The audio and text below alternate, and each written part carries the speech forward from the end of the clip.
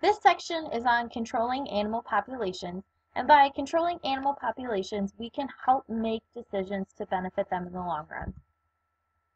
In order to control or maintain an animal population size, we need to be able to estimate how many individuals each animal population contains. And we can do that using many different methods.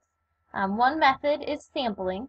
In sampling, the organisms in a few small areas are counted and projected to the entire area.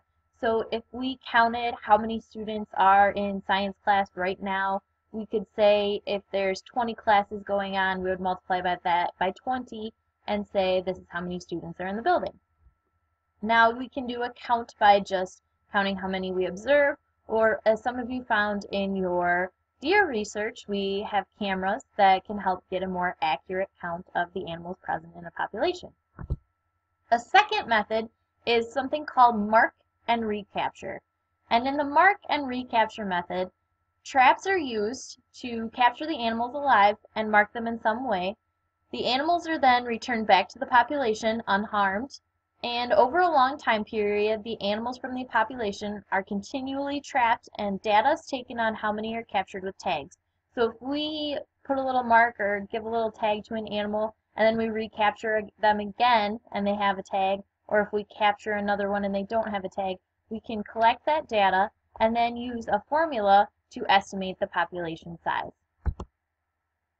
Once the population size is determined, then goals are set. And if we remember back to our deer population graph activity, we had the map of Wisconsin that showed deer population goals for each county.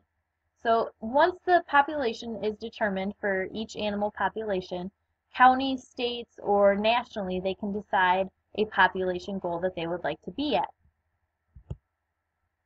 Once a goal is set, then we can work towards controlling it. So if we're at our goal, we would want to maintain the population. If we are above our goal, then we would need to find a way to reduce the population.